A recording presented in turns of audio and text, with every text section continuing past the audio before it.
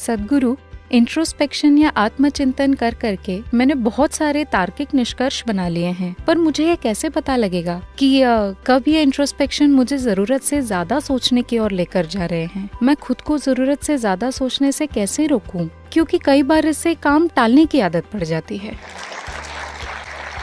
ओह, ये सवाल पॉपुलर है। देखिए, मान लीजिए आप ड्राइव कर रही हैं और सामने विंडशील्ड में देखने के बजाय आप पीछे वाले शीशे में देखकर गाड़ी चलाएं, पीछे देखने वाले शीशे में, तो मुझे लगता है आपको रिवर्स गियर में होना चाहिए, ना कि टॉप गियर में। हेलो? तो ये सारी इंट्रोस्पेक्शन वाली बकवासें आपको अंग्रेजों से मिली हैं, वो इसे लेकर आए थे। इस देश में हम इंट्रोस्पेक्शन पर विश्वास नहीं करते, क्योंकि देखिए, आप अपनी ही बकवास को समझने की कोशिश कर रही हैं। ये ऐसे काम नहीं करने वाला। अगर आप इससे एक दूरी बनाकर रखें तो आप साफ जान लेंगे कि ये क्या है। आपको इसके बारे में सोचने की जरूरत नहीं है। ये कुछ ऐसा है, मान लीजिए आज रात आपको दिल्ली एयरपोर्ट से फ्लाइट लेनी है, आपको जाना है, तो आपका फ्लाइट टाइम नजदीक आ रहा है, पर एक बड़ा ट्रैफिक जाम लगा हुआ है। आपको ट्रैफिक जाम कैसे लगेगा? बुरा लगेगा ना, भले ही आप अपनी सपनों वाली गाड़ी में बैठी हो, ठीक है ना? अब जैसे तैसे आप एयरपोर्ट पहुंची, प्लेन में बैठी और वो उड़ गया। अब आप ऊपर पहुंचे और फिर आपने नीचे देखा, अब भी जाम लगा था। अब ये कितना सुंदर लग रहा है, सफेद और लाल रोशनियों की लड़ियों जैसा। ये सच में सुंदर होता है। आपने इसे देखा है? हाँ, हुआ बस इतना है कि थोड़ी सी दूरी हो गई है ना? एक बार अगर थोड़ी सी दूरी बन जाए, ऐसे ही होते हैं। देखिए, अभी भी मैं जानता हूं आप एक इंजीनियर हैं, पर अगर मैं आपको इस स्टेज पर इधर से उधर चलने को कहूं और कहूं कि पता लगाइए कि ये धरती गोल है या चपटी, आपका अनुभव क्या कहता है? चपटी है। चपटी है ना? चपटी है। ये बहस और 1000 सालों तक चलती रहती। ये खत्म हो गई क्योंकि हम महासागरों को पार करने लगे। तब हम देख पाए ये गोल जैसी लग रही है। फिर हमने उड़ना शुरू किया और आकार साफ नजर आने लगा। फिर हम गए और चांद पर जाकर खड़े हो गए और नीचे देखा। अब ये 100% स्पष्ट था। ये कितनी आसान सी चीज थी, लेकिन हम नहीं देख पा रहे थे जब तक हम धरती पर चल रहे थे, है ना? ये वही बात है। आपके मन की प्रकृति, आपके जीवन के इन उपकरणों की प्रकृति, जिसे हम शरीर और मन कहते हैं। योग में हम शरीर और मन नहीं कहते। एक भौतिक शरीर है और एक मानसिक शरीर है, क्योंकि मन केवल, दुर्भाग्य से यूरोपियन आइडिया है कि मन यहां बैठा हुआ है। नहीं, Essentially, you call something mind because there's a certain volume of intelligence and memory. That's what you're calling as mind, isn't it? असल में आप किसी चीज को मन कहते हैं क्योंकि उसमें एक खास मात्रा में बुद्धि और याददाश्त है, इसलिए आप उसे मन कह रहे हैं, है ना? आपको याद है कि 5 पीढ़ी पहले आपकी परदादी कैसी दिखती थी? नहीं, पर उनकी नाक आपके चेहरे पर बैठी हुई है। हाँ या ना? लाखों साल पहले आपके पूर्वज कैसे हुआ करते थे? अब तक आपकी त्वचा की कोशिकाओं को यह याद है कि उनकी त्वचा का रंग कैसा था। हाँ या ना? तो आपके शरीर की हर कोशिका में उससे अरबों गुना ज्यादा यादें हैं जितनी आपके दिमाग में संभालने की क्षमता है। हाँ या ना? अभी हम सबसे जटिल केमिकल फैक्ट्री की बात कर रहे थे।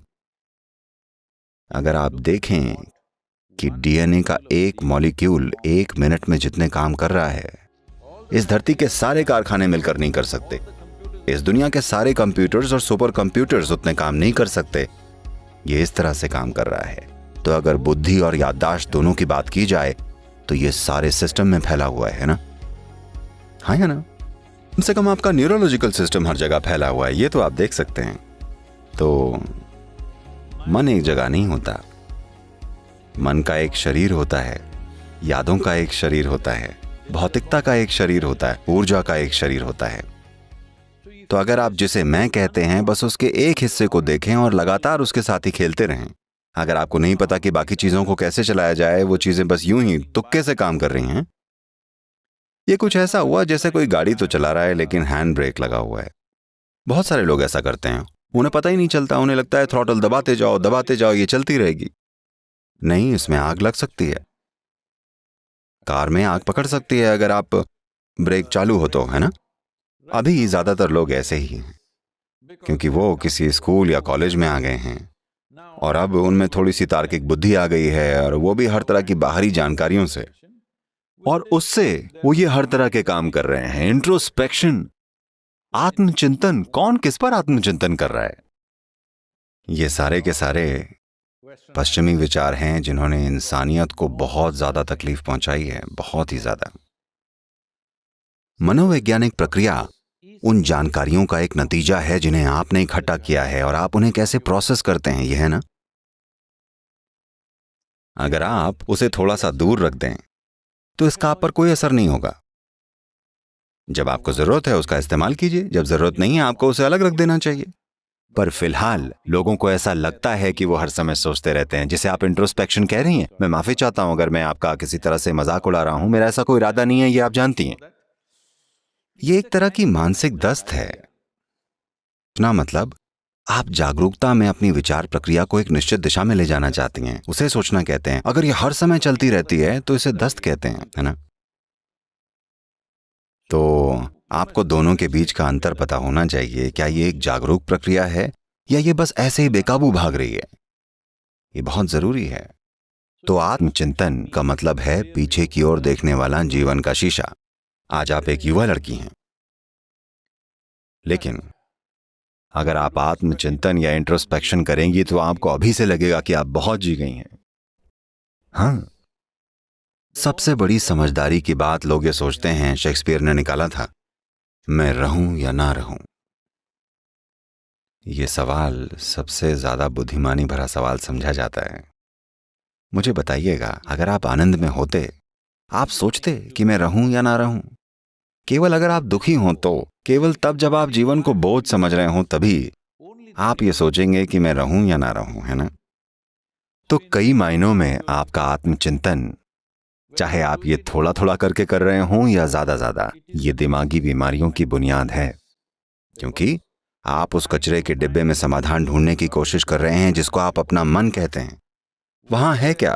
केवल वही जो आप में 5 इंद्रियों के माध्यम से आया है और कुछ भी नहीं। अगर आप कुछ नया ढूंढ रहे हैं तो मैं आपको ये बता दूं, अभी आप एक कंप्यूटर इंजीनियर हैं, बनने वाली हैं, राइट? बन चुकी हैं?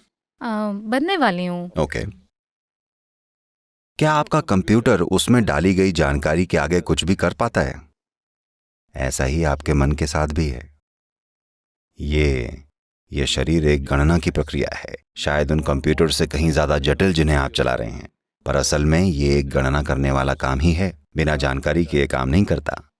तो अगर आपको जानकारी पता है, आपने ही ये सॉफ्टवेयर लिखा है, आपको इसका डेटा पता है, तो आपको पता होगा कि ये क्या कर सकता है और क्या नहीं। तो उसमें आत्मचिंतन क्या करना है? तो क्या मैं ज्यादा सोच रही हूं या आत्मचिंतन कर रही हूं? दोनों की जरूरत नहीं है।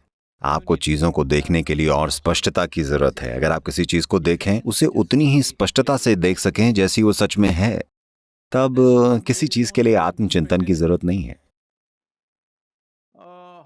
एक बार फिर मैं आपको ये याद दिला रहा हूं, अभी आप युवा हैं, पर ये चलेगा ना? मैं नहीं कह रहा हूं कि आप बच्ची हैं, मैं कह रहा हूं अभी आप एक युवा लड़की हैं। वैसे मेरी नजर में आप एक बच्ची ही हैं।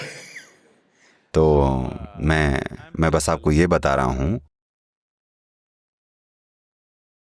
देखिए किसी की जिंदगी कितनी लंबी है, ये अगर आपके अनुभव के संदर्भ में बात करें तो, ना कि आपकी उम्र के।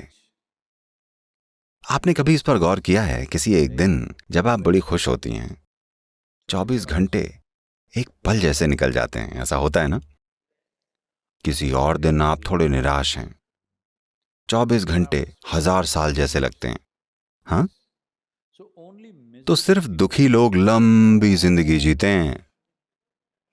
अगर आप आनंद में हैं तो ये पूरी हो जाती है इससे पहले कि आप समझ पाएं कि हो क्या रहा है, इससे पहले कि आप समझ पाएं ये सब किस लिए था।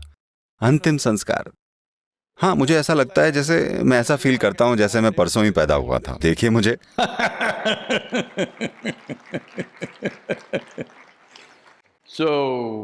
तो प्रॉब्लम यहां पर है, हम अपनी जिंदगी को सुधारने की कोशिश कर रहे हैं आत्मचिंतन से, नैतिकता से, मूल्यों से, विचारों से, फिलॉसफी से, धारणाओं से, रोल मॉडल से, इससे और उससे।